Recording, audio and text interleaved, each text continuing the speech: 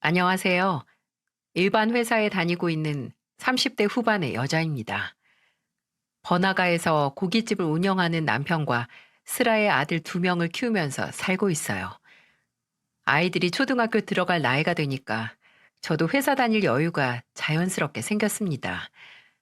요즘 맞벌이 안 하고 남편 혼자 벌어서는 애들 키우기가 참 어려운 시대잖아요. 육아휴직을 끝내고 처음 회사로 다시 복직하던 날 발걸음이 떨어지지 않았습니다. 회사 다니면서 아이 키우는 엄마들은 제 마음에 공감하실 것 같네요.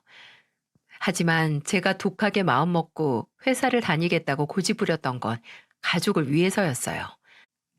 나중에라도 아이들이 하고 싶은 공부가 있다거나 갖고 싶은 게 있으면 다 해주고 싶은 부모 마음이랄까요? 어떤 부모가 자기 자식에게 안 좋은 것만 해주고 싶겠어요.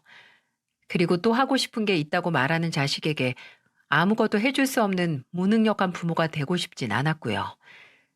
제가 이렇게 독한 마음으로 결심하면서 살게 된 건 시댁의 영향이 컸습니다. 저는 시댁의 발길을 끊고 산지 벌써 3, 4년 정도 된 것 같네요. 얼마나 지독한 시집살이 했길래 이 정도로 긴 시간 동안 얼굴도 안 보고 살았나 싶으시죠? 세상의 모든 부모가 100점짜리 부모일 수는 없겠지만 그래도 거머리 같은 부모가 되면 안 되는 거 아닌가요? 남편과 제가 시댁을 등지고 아들 둘이나 제대로 키워보자며 살게 된 사연을 지금부터 해보려고 합니다. 저희 시댁의 가장 큰 문제점은 시댁 식구 중 누구 한 명의 문제가 아니라 온 가족이 문제라는 거예요. 시댁 식구 중 한 명과의 문제라면 저와 남편도 이 정도로 긴 기간 동안 안 보고 살진 않았을 겁니다. 시댁 식구들 개념 없는 거 모르고 결혼했냐고 하실 수도 있겠네요. 처음에 남편을 만났을 때 지금 같은 무개념 시댁은 상상도 못했습니다. 남편을 처음 만나게 된 건 가까운 친구의 소개로 만나게 됐어요. 지금은 자영업 사장님으로 살고 있는 남편도 처음에는 회사원이었죠. 처음 봤을 때는 남편이 키도 크고 훤칠해서 인상이 마음에 쏙 들었어요. 그런데 성격도 시원시원하고 사람이 솔직하다고 생각하게 됐습니다. 제가 낯을 가리고 긴장을 한 채 나간 자리였는데 남편이 자연스럽게 이끌어줬어요. 그래서 그런지 금방 친해질 수 있었던 것 같습니다. 그 후로도 자연스럽게 몇 번 만나다가 남편의 고백으로 연애를 하게 된 거예요. 남편은 저와 번화가를 지나가다 이런 말을 하더군요. 우리 나중에 결혼하면 여기서 고깃집 차려놓고 장사하자. 고깃집? 장사는 뭐 아무나 하나? 둘이 같이 하면 자리도 금방 잡고 인건비도 줄일 수 있지 않을까? 에이, 고정 월급을 버는 사람이 있어야지. 그럼 내가 당신 몫까지 두 배로 열심히 일하면 되겠네. 내가 고깃집 대박 나면 당신 편하게 살게 해줄게. 남편과 저는 늘 미래에 대한 이야기를 나눴어요. 늘 성실하고 착실했던 남편은 미래 계획도 뚜렷했던 사람이었고요. 이런 사람을 보고 어떻게 결혼 생각을 안 할 수 있겠습니까? 정말 시댁 안 보고 남편만 보면 이런 사람이 또 없을 정도로 완벽한 사람이었어요. 그래서 남편과 둘이 많은 대화를 나누면서 미래에 대한 계획을 만들어 갔습니다. 그러다 본격적으로 결혼 준비를 하게 됐고요. 연애를 1년 넘게 하는 동안에도 시댁은 오로지 어머님만 일하는 것 같았습니다. 그래도 그때까지만 해도 어머님이 일을 하시는구나 생각했죠. 아버님이 사업을 하시다가 10년 전에 망하면서 그 후로 아무런 일을 하지 않는 것 같았어요. 시누이도 말로는 취업 준비를 한다고 했지만 뚜렷하게 일자리를 구하려고 노력하는 것 같지 않았고요. 그 당시에는 어머님 말고는 돈을 버는 사람이 없었던 겁니다. 그래도 자세한 내막을 모르니까 집에만 있는 게 큰 문제인가 싶더라고요. 그리고 제가 시댁 식구들 모시고 살 것도 아니고 그렇다고 남편이 시댁에 생활비를 보내고 있는 것도 아닌데 큰 문제라고 생각하지 않았습니다. 그렇게 저는 양가 어른들을 모셔놓고 상견례를 하게 됐어요. 하지만 정말 문제는 따로 있었어요. 돈을 벌고 말고의 문제가 아니라 그때 상견례 자리에 나타난 예비 시댁 식구들이 행색이 경악 그 자체였거든요. 그래도 명색이 상견례인데 옷은 좀 갖추고 나와야 하는 거 아닙니까? 시아버지는 허름해 보이는 등산복을 입었고 시어머니는 모임이라도 다녀온 건지 옷이 정말 특이했어요. 게다가 하나 있는 시누이는 트레이닝복에 슬리퍼를 질질 끌고 나온 겁니다. 정말 기가 막히지 않나요? 예비 시댁 식구들은 상견례가 아니라 집에서 잠깐 자다가 마실 나온 것 같았다니까요. 그래서 저희 부모님은 크게 당황한 얼굴로 쳐다보고 있는데 눈치 없는 시어머님이 저희 친정엄마를 보면서 말씀하셨습니다. 안녕하세요. 그냥 가볍게 밥만 먹는 자리인데 너무 힘주고 나오신 거 아니에요? 그냥 편하게 오시지. 무슨 대단한 재벌집 상견례도 아니고 너무 오버하셨네요. 그래도 예비 사돈을 보는 자리인데 기본적인 격은 갖추고 오셔야죠. 다른 모임을 가도 그렇게는 안 나갈 것 같은데 참 편하게 생각하시네요. 복잡하게 살아서 못하나요? 그냥 편하게 생각하고 살아야죠. 뭐 그래도 처음 봤으니까 밥이나 먹고 가죠. 결혼은 둘이 알아서 하고요.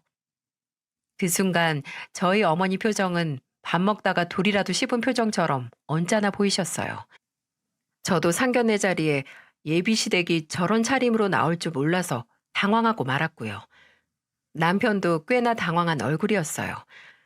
처음에는 제가 마음에 안 들어서 깽판을 치려고 나온 건가 싶었습니다. 하지만 정말로 아무 생각이 없는 분들이었어요.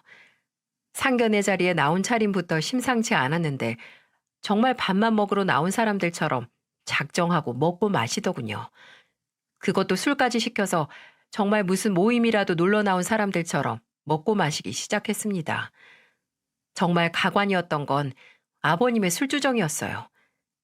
10년 전 사업했던 때 이야기를 하면서 침을 튀기면서 저희 아버지께 헛소리를 늘어놓기 시작했어요. 내가 10년 전에는 이런 식당 쳐다도 안 볼 정도로 고급 식당만 다녔어요. 그만큼 돈을 잘 벌던 사람이라고 내가. 여기 반찬 봐요.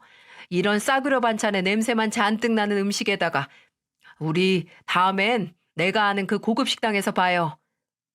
여기도 소박하고 음식 괜찮은데요 뭘. 술만 안 드셔도 음식 맛이 잘 느껴지실 텐데 그만 좀 마시고 좀 진정하세요. 사돈은 뭘 먹고 즐길 줄을 모르시네. 아버님은 끝까지 침을 튀기며 과거에 사업할 때는 이런 식당 오지도 않았다면서 쓸데없는 소리를 늘어놓으셨어요. 평소 인자하고 차분하던 저희 아버지도 슬슬 표정이 굳어가고 있었습니다. 결국 보다 못한 남편이 아버님을 모시고 잠깐 밖으로 나가면서 일단락됐어요. 하지만 아버님만 문제였다면 시댁에 편견도 안 생겼을 겁니다. 남편이 아버님 모시고 잠깐 나가니까 다음은 어머님이셨어요. 어머님은 대뜸 저희 친정엄마를 보면서 궁금하다는 표정으로 이렇게 물으셨죠. 우리 집 시집 올 때 예단 뭐 해와요? 우리 집이 없는 게 많아서 이것저것 준비할 게 많을 텐데 제가 리스트라도 좀 정리해 줄까요? 애들 말로는 예물 예단 다 생략하기로 했다고 하던데요. 그리고 그런 거 다 준비해서 가려면 애들만 힘들어져요. 아니, 그걸 왜 안 해요? 기본적으로 시댁에 잘 봐달라고 준비를 해와야죠.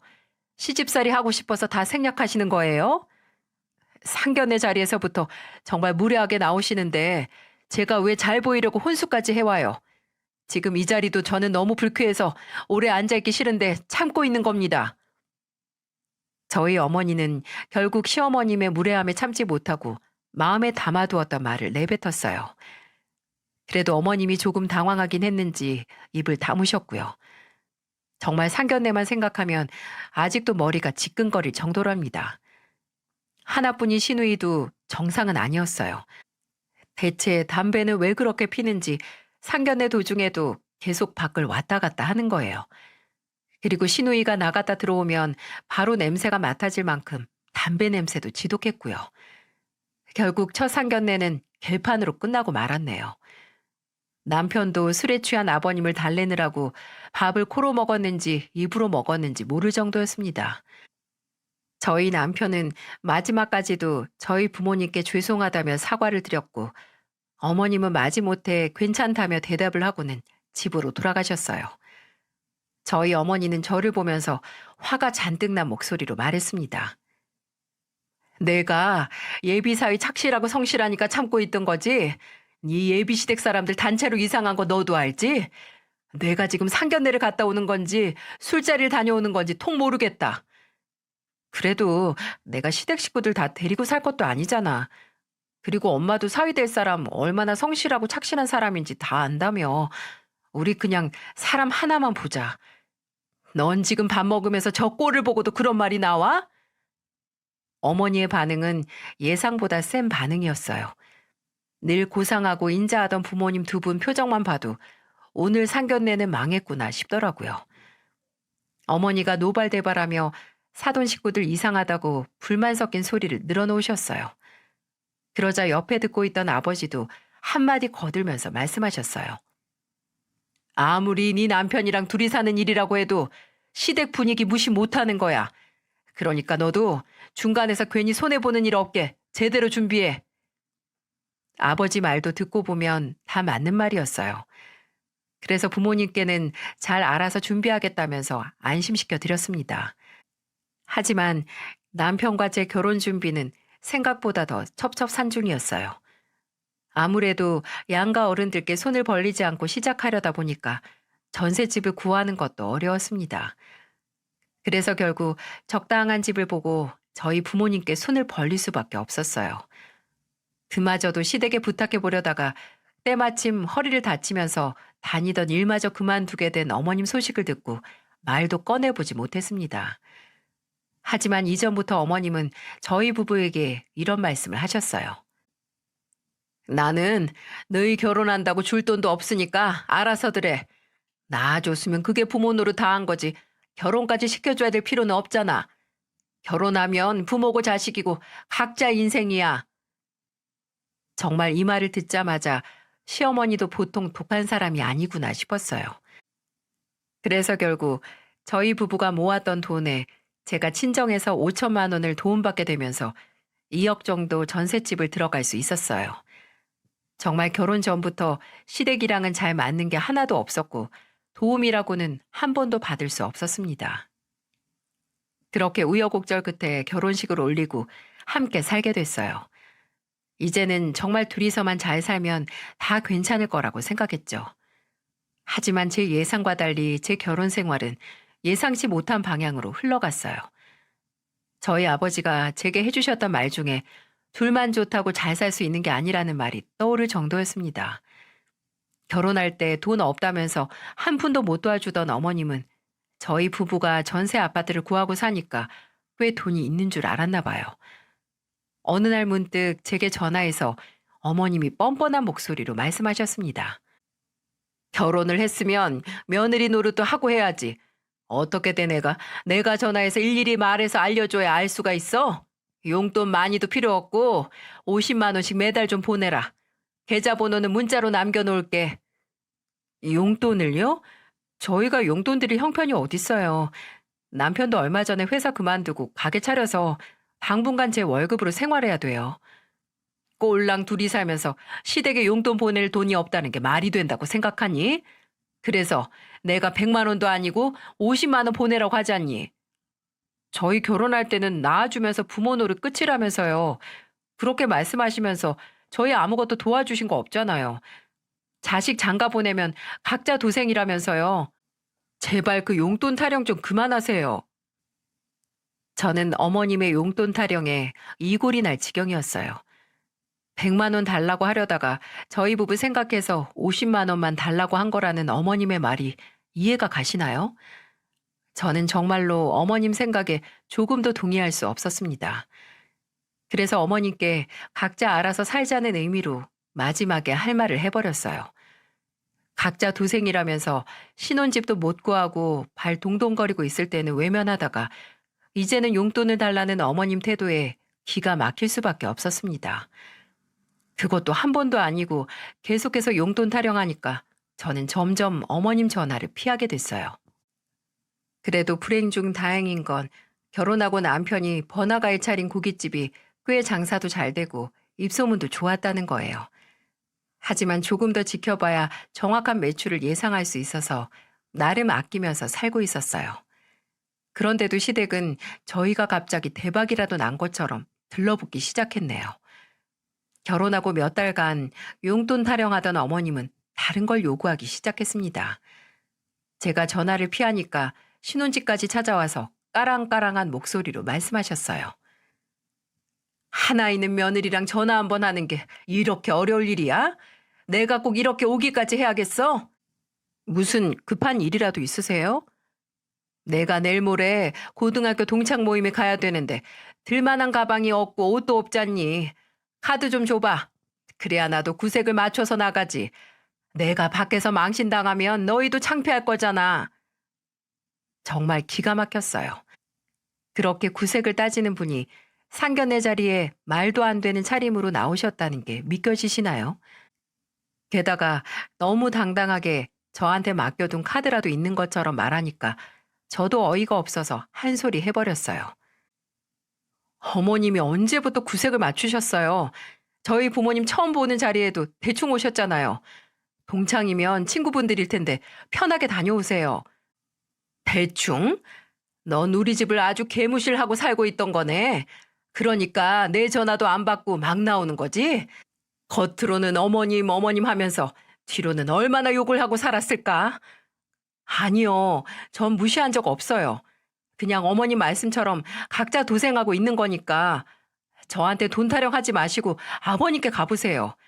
그리고 어머님이 먼저 어른처럼 저희 생각해 주셨으면 저도 이렇게까지는 안 했을 거예요. 끝까지 제 탓을 하는 어머니께 저는 단호하게 말했습니다. 그리고는 제가 남편 얼굴에 먹칠하는 거라면서 화를 내셨어요.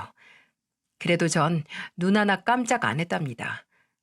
여기까지만 들어도 남편 앞길 막는 사람은 누가 봐도 시댁 어른들 아닌가요? 항상 이렇게 뻔뻔한 어머님은 그러려니 할 수 있었어요. 하지만 제일 어이없었던 건 하나 있던 신우였습니다. 요즘 뉴스만 틀어도 젊은 사람들은 취업하려고 바쁘다는데 신우이는 술 먹고 친구들 만나러 돌아다니느라 바빴어요. 그러면서 저에게 전화해서 신우이가 뻔뻔한 부탁을 하더군요. 새언니, 저 용돈 좀 주세요. 시집 온 지도 꽤 됐는데 우리 너무 정없이 사는 거 아니에요?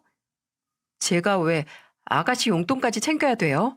아가씨 드릴 거면 어머님을 드렸겠죠. 저희도 빠듯하니까 취업 준비나 하세요. 우리 엄마는 용돈으로 50만 원 달라고 했다면서요. 난 싸게 30만 원 줘도 감사하게 받을게요. 그리고 우리 집에는 비밀로 할 테니까 걱정 마세요. 저 입이 엄청 무거워요. 저는 정말 왜 신우이 용돈을 제가 챙겨야 되는지 이해할 수 없었어요. 뭐 줄 수야 있겠죠. 그런데 제 시누이를 챙기더라도 생일이나 어떤 특별한 날에 가끔 챙기지 않나요?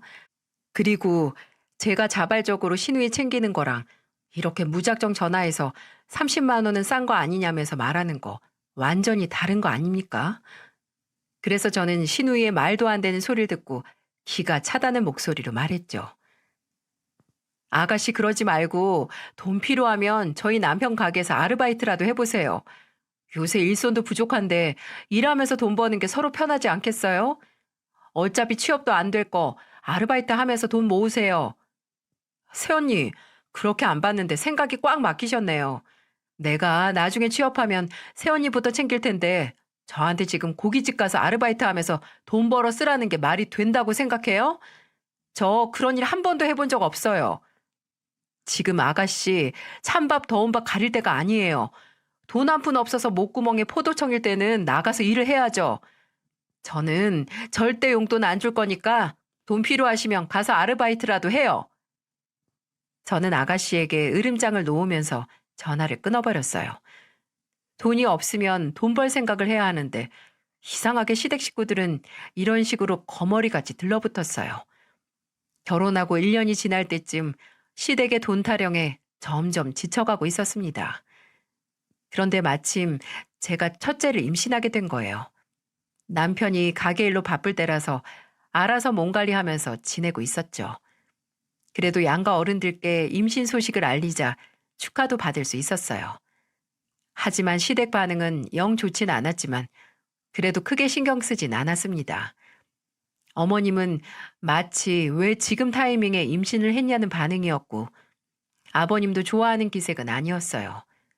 황당했지만 제가 어쩔 수 있는 것도 아니고 그냥 신경 쓰지 않으려고 했죠. 그런데 시댁 반응이 시원찮았던 이유가 있었어요. 저희 부모님은 제가 임신했다는 말에 비싼 소고기도 보내주시고 각종 반찬도 챙겨주셨어요. 하지만 역시나 시댁은 달랐어요. 아버님은 제가 잠깐 휴가를 내고 집에 있던 날 갑자기 저희 집에 찾아오셨어요. 그리고는 저를 보면서 뜬금없이 이런 부탁을 하시더군요. 너 임신했다며? 이제 돈 나갈 일도 많을 텐데 지금처럼 여유 있을 때 나 중고차 하나 뽑아주라. 아버님 일도 안 나가시는데 무슨 차가 필요하세요? 그리고 차를 사면 주유비에 보험료에 나갈 돈이 얼마나 많은데요. 일단 사주면 내가 알아서 한다니까. 무슨 걱정이 그렇게 많어. 다른 집은 며느리 임신하면 차 뽑아주는 집도 있다던데 저는 아버님이 더 큰 돈 쓰기 전에 중고차 하나 뽑아달라고 한다는 게 말이 되나요? 저는 정말 어이가 없었어요. 분명히 어쩌다가 차 뽑아주면 돈 필요하다고 돈 달랄 게 뻔했습니다. 안 봐도 비디오 아닌가요? 그때가 결혼 2년 차였는데 시댁이라면 징글징글할 정도였어요. 그래서 저는 뻔뻔하게 집까지 찾아와서 중고차를 뽑아달라는 아버님께 말했어요. 아버님, 저희 결혼할 때 아무것도 안 해주신 거 저 한 번도 불평불만했던 적 없어요. 그런데 어떻게 임신한 며느리한테 차 뽑아달라는 말을 할 수 있으세요? 저 돈이 차고 넘쳐도 절대 차 못 뽑아드려요. 아니, 그게 다 네 돈이야? 내 아들 돈도 있을 거 아니야. 왜 다 네 돈인 척하고 유세를 떨어? 하여튼 있는 것들이 더한다니까. 집에다가 비싼 소고기 모셔놓고 돈 없다고 하면 누가 믿어? 그거 제 부모님이 보내주신 거예요. 이제 먹을 것도 가져가시려고요? 차 안 줄 거면 먹을 거라도 내놔. 네가 임신을 해서 우리 아들이 이제 우리한테는 주는 돈도 마저 끊겠다고 하잖아. 저는 아버님 말에 정신이 번쩍 들었습니다. 알고 보니까 그동안 시댁 식구들이 제게 돈 부탁을 했다가 거절당하면 남편을 찾아갔던 거예요. 그래도 장남이라고 남편은 저처럼 단호하게 쳐내지도 못했던 겁니다. 화가 잔뜩 난 저는 아버님을 보면서 화가 난 목소리로 말했어요. 아버님은 꼭 그렇게 저희한테 뭐라도 가져가고 받아내야 속이 시원하시겠어요? 제가 임신했다고 어머님 아버님 찾아가서 이것저것 해달라고 부탁하는 것도 없는데 정말 왜 그러세요? 제가 임신했다는 사실도 잊은 채 악을 쓰면서 소리를 질렀습니다. 그리고 그때 마침 남편이 집에 들어오는 소리가 들렸어요. 아버님은 갑작스런 상황에 남편을 보면서 횡설수설하며 말했습니다. 내가 중고차 좀 뽑아주면 이제 돈 달라고 안 하겠다는데 저렇게 화를 내지 않냐? 다 자기 돈도 아니고 엄연아 내 아들 돈으로 중고차 좀 사달라는데 이럴 일이니 이게? 집에서 당장 나가세요. 그동안 그만큼 도와드렸으면 되잖아요. 대체 제가 언제까지 식구들 돕고 살아야 되는데요? 아버님은 남편의 호통에 쫓기듯이 집을 나가셨어요. 저는 너무 억울해서 남편한테 안겨서 펑펑 울었습니다. 하염없이 저를 달래주던 남편은 제게 미안하다는 말만 반복했어요. 그리고 저는 한숨 자고 일어나라는 남편의 말에 방에서 조금 쉬어야만 했습니다. 그렇게 한참을 놀란 가슴 쓸어내리고 자고 일어났는데 주방에서 술을 마시는 남편이 보였어요. 저는 남편 맞은편 의자에 앉으면서 말했습니다. 왜 혼자 술을 마시고 있어? 미안해. 괜히 이런 집으로 시집 와서 당신이 못 볼 꼴이나 보고 살고 내가 아무리 열심히 살아도 우리 식구들 때문에 당신을 너무 힘들게 하는 것 같아. 그동안 나 몰래 시댁 돕고 있었던 거야? 어쩔 수 없었어. 세 식구 모여 살아도 누구 하나 제대로 사는 사람도 없고 나라도 도와줘야 살 것 같았어. 그리고 내가 장남이니까 아무리 신경 안 쓰려고 해도 어쩔 수가 없더라고. 매번 이번이 마지막이라고 하긴 하는데 그 후로도 똑같았어.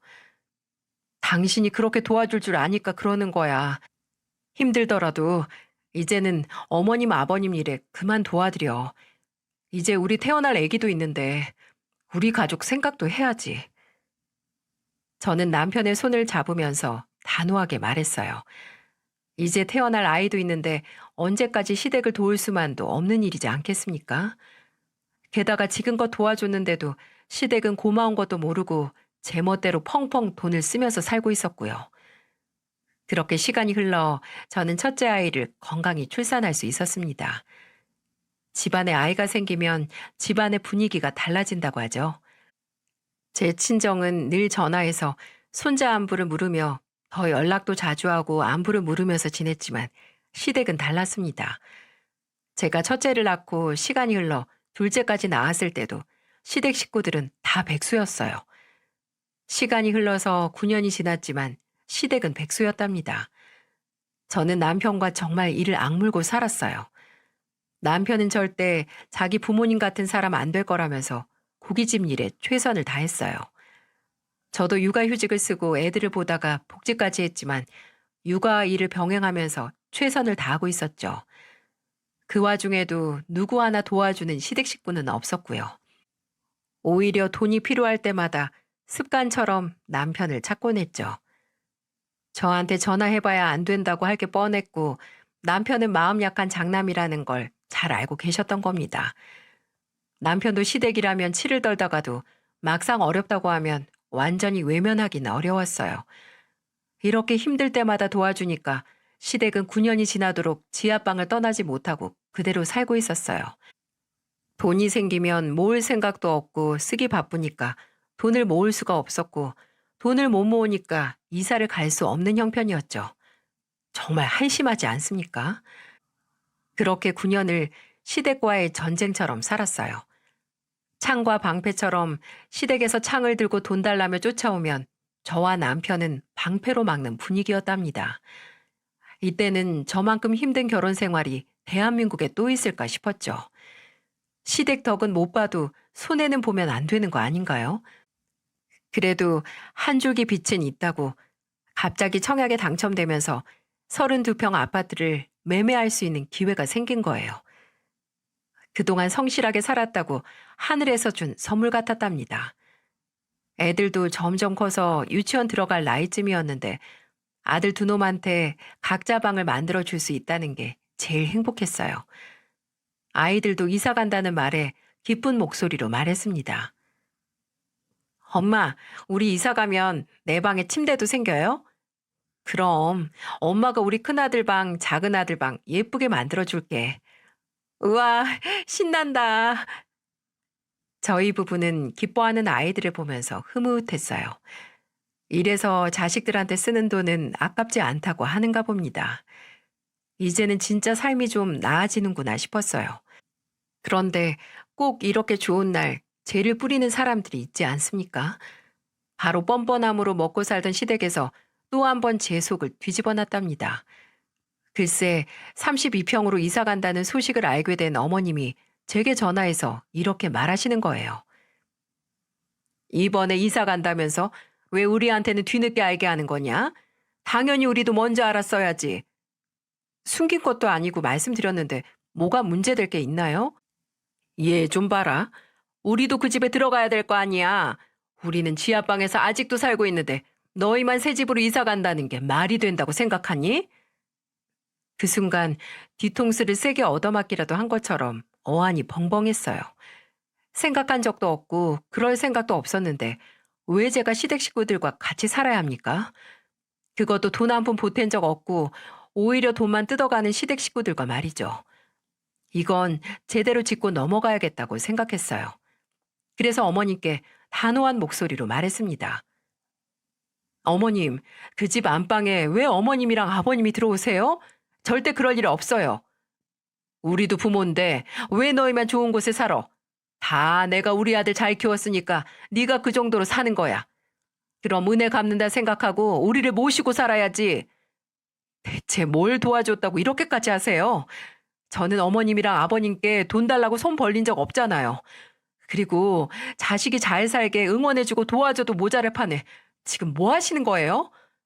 뭐야? 내가 내 아들 돈으로 호사 누린다는데 네가 뭔데 난리야? 이대로는 못 살겠어요. 자식 등골 빼먹기만 하는 시댁 식구들이랑 더 이상 이렇게는 못 지내겠어요. 한 번만 더 말도 안 되는 소리 하면 정말 인연 끊을 거니까 알아서들 하세요. 그리고는 전화를 아예 끊어버렸어요. 정말로 시댁과 인연을 끊을 작정으로 했던 말입니다. 그동안 야금야금 가져간 돈이 얼만데 이제는 새 아파트 안방까지 내놓으라니 이게 이해가 가시나요? 진짜 이런 사람들이 부모가 맞나 싶었습니다. 그리고 저는 저녁에 퇴근하고 집에 온 남편에게 낮에 어머님과 통화했던 내용을 다 말했어요. 그러자 남편도 더 이상 못 참겠다는 듯 화가 잔뜩 난 채로 아버님께 전화를 해서 한바탕 크게 싸웠습니다. 어머님도 옆에서 거드는 듯 남편 통화 소리가 점점 커지고 있었죠. 마지막에 남편은 전화에 대고 호통을 치면서 으름장을 놨습니다. 가게 차리고 여기까지 끌고 온 거 다 제 돈이고 제 노력이에요. 여기에 두 분 몫은 없는 거라고요. 그동안 저도 할 만큼 했고 도울 만큼 도왔으면 됐지. 대체 언제까지 아들한테 손 벌리고 사실 거예요? 제발 정신 좀 차리세요. 한 번 더 돈 때문에 연락하거나 이사 문제로 전화하시면 정말 연 끊어버릴 거니까 그렇게 아세요. 남편은 화를 내면서 말하고는 전화를 끊어버렸어요. 정말 이게 말이 되는 일인가요? 그래도 평소에 고분고분 말 들어주던 남편이 화를 냈으니까 이제는 돈 얘기 좀 안 하겠다 싶었어요. 하지만 이런 제 예상과는 달리 어머님과 아버님의 행동은 정반대로 흐르고 있었죠. 분명 화를 내고 마지막에 전화를 끊은 사람은 남편인데 어머님은 화를 참지 못하고 다음날 저를 찾아오신 겁니다. 그리고 어머님은 정말 기가 막힌 궤변을 늘어놓으셨어요. 아마 여러분도 들어보시면 진짜 어처구니가 없다고 하실 거예요. 대뜸 집까지 달려와서 저를 보자마자 제 뺨을 내리치면서 말씀하셨어요. 저는 어머님의 갑작스런 상황에 뺨을 붙잡고 어머님을 바라볼 뿐이었습니다. 그러자 당황한 저를 보면서 어머님은 격앙된 목소리로 말씀하셨습니다.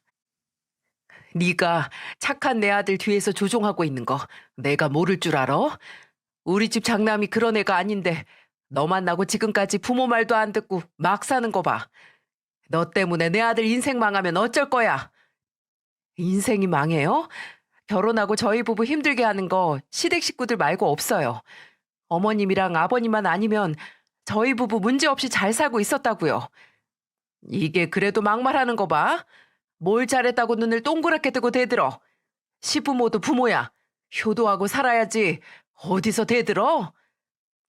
그 후로 정말 손으로 쓰기도 민망할 정도로 쌍욕을 퍼부으셨어요. 저는 살면서 그런 막말은 어머니께 처음 들어봤습니다.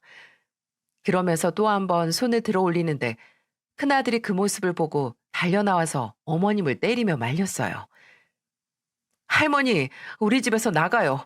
왜 우리 엄마 때리세요? 둘째는 울고 첫째는 할머니 나가라며 작은 손으로 어머님을 때리고 있었어요. 그러자 어머님도 애들 교육이나 똑바로 시키라면서 저희 집에 침을 뱉고 나가시는 겁니다. 지난 세월 제가 뭘 그렇게 잘못했길래 이런 꼴을 당하나 서러워서 애들을 끌어안고 펑펑 울었습니다. 그리고 그때 남편이 집에 들어왔고 어수선한 집안을 보며 물었어요. 그러자 첫째 아들이 할머니가 와서 엄마를 때렸다면서 다 말한 겁니다. 남편은 큰아들 말을 듣고 분노에 가득 찬 목소리로 가만 안 두겠다면서 시댁으로 갔어요. 그렇게 화가 잔뜩 난 채 나갔던 남편이 한밤중이 돼서야 돌아왔고 남편은 거실에서 기다리던 저를 보고는 진지한 목소리로 말했습니다. 나 이제 부모님 안 보고 살 거야. 그러니까 당신도 이젠 우리 부모님 전화 받지 말고 도와드리지도 마. 당신 정말 괜찮겠어? 좀 더 빨리 내가 이런 결정을 했어야 했는데 오늘 일만 해도 그래. 괜히 내가 애매하게 행동해서 당신 뺨이나 맞게 만들고 내가 당신한테 면목이 없다. 내가 대신 사과할게. 남편은 시댁에 쫓아가서 신발도 벗지 않고 집에 들어가서 거실을 눈에 보이는 대로 뒤집어 엎어버렸대요. 그때는 너무 화가 나서 눈에 뵈는 게 없을 정도였다고 하더군요.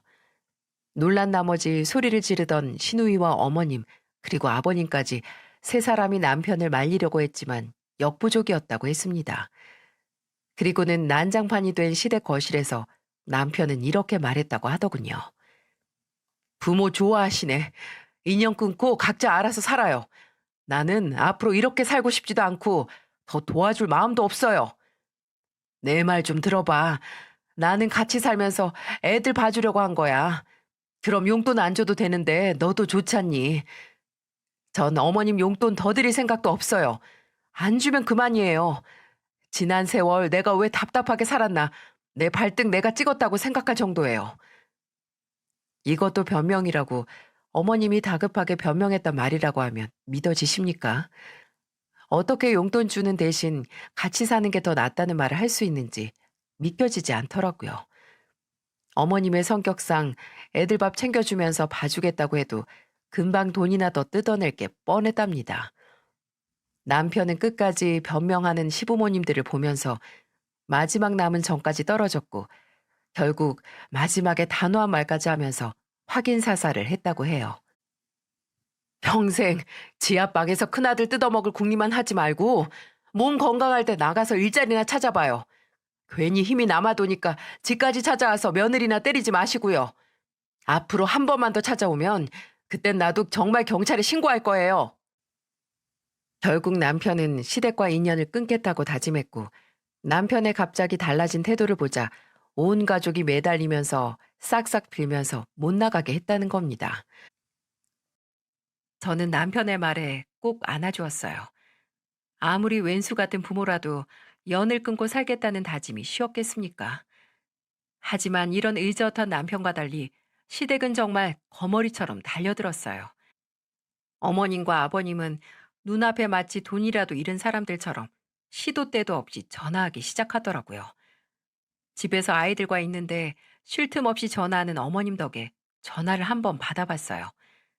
그랬더니 전화를 받자마자 이런 말씀을 하시더군요. 앞으로 너 일하고 하면 바쁠 텐데 우리가 같이 살면서 애들도 봐주고 살면 좋잖냐. 다 그런 생각으로 같이 살자고 한 건데 우리 생각 좀 알아주면 안 되겠니? 제가 어머님 생각 알아주면 뭐해요? 어머님이 저희를 돈으로밖에 생각 안 하시잖아요. 정말 그런 거 아니다. 내가 오해하게 했으면 미안하다. 앞으로 안 그럴 테니까 제발 한 번만 봐줘. 아니요. 저는 남편이랑 생각이 같아요. 더 이상 그동안 살았던 것처럼 힘들게 살고 싶지 않아요. 귀찮으니까 그만 전화하세요. 그리고는 전화를 확 끊어버렸어요. 정말로 어머님의 사과에 진정성은 느껴지지 않았습니다. 그 후에도 계속 전화가 왔지만 받지 않았어요. 게다가 원래 살던 집 주소를 알다 보니까 매일같이 찾아와서 용서를 빌기까지 했습니다. 큰 소리 칠 땐 언제고 돈 급하니까 행동이 달라지는 어머님을 보니까 소름이 돋을 지경이었죠. 하지만 남편은 저보다 더 냉랭한 태도로 어머님과 아버님을 돌려보냈어요. 제발 얘기 좀 하자는 아버님을 아예 대꾸도 하지 않고 그대로 지나친 겁니다. 그러자 어머님과 아버님은 안 되겠다 싶었는지 시누이를 저희 집으로 보낸 겁니다. 시누이가 그동안 시댁 식구들과 다를 바가 없었는데 찾아온다고 달라질 게 있겠나요? 시누이는 현관문 밖에서 싹싹 빌면서 말했습니다. 새언니, 이제 우리 가족 갈 곳이 없어요. 오빠가 용돈도 안 줘서 월세 낼 돈도 없는데 이렇게 일방적으로 연락도 끊어버리면 저희 가족 진짜 굶어 죽어요. 건강한 사람이 3명이나 모여 있는데 왜 굶어 죽어요? 나가서 돈 벌면 월세 금방 구해져요. 어떻게 돈 벌 생각은 없고 여기 와서 빌 생각을 해요? 저는 정말 월세 없다면서 밖에서 싹싹 빌고 있는 시누이가 기가 막혔어요. 그리고 남편은 퇴근하다 시누이를 보고는 호통을 치면서 내쫓아 버렸습니다. 그리고는 새 집으로 이사 갈 때까지 끊임없이 찾아오던 시댁 식구들을 참고 견디다가 입주 날짜에 맞춰서 새 집으로 이사해 버렸어요. 정확한 상세 주소를 안 알려줘서 더 이상 찾아오지도 않았습니다. 그렇게 3, 4년이 흐르자 전화나 문자는 아직도 가끔 오네요. 그렇다고 전화를 받거나 하지는 않고 가끔 문자만 확인했습니다. 문자를 보면 하나같이 먹고 살기 힘들다는 내용이었어요. 그중에서도 가장 다급해 보였던 문자는 어머님의 문자였답니다. 집주인이 월세 안 올려주면 방 빼라고 하는데 이제 정말 길바닥에 나앉을 것 같아. 한 번만 도와주면 다시는 내 손 안 벌릴게. 어머님의 문자는 너무 충격적이었어요. 하지만 지난날 한 번 도와줬다가 제대로 코 꼈던 기억에 도와주진 않았어요. 그래서 그 후 3, 4년이 지나도록 모두와 연락을 끊고 살고 있습니다. 문자를 보면 월세도 밀리는 것 같고 원래 살던 지하방보다 더 작은 집으로 옮긴 것 같았어요. 그 와중에도 일은 안 하고 도와달라는 문자만 보내는 거 참 대단하지 않습니까? 역시 안 보고 살길 참 잘한 것 같아요. 이제는 몸도 마음도 편안합니다. 옛말에 시궁에서 욕난다는 말이 있잖아요. 변변치 않은 집에서 훌륭한 인물이 나온 경우를 말하는데 제 남편이 꼭 이 경우인 것 같습니다. 개천에서 욕난다고 하죠. 대단한 직업은 아니어도 혼자서 식구들 책임지며 그동안 힘들었던 세월, 이제는 조금 내려놓으면서 살려고요. 남편도 이제는 가게 일에만 집중하고 살고 있습니다. 가끔 가게로 시댁 식구들이 찾아오긴 했었는데 이마저도 작년부터는 아예 오지도 않으세요. 이제는 정말 저희 부부가 안 도와줄 거라는 걸 깨달은 것 같았습니다. 안타까워도 어쩌겠어요. 오히려 도와주는 것보다 냉랭하게 대하면서 자립할 기회를 주는 게 좋은 경우라고 생각합니다.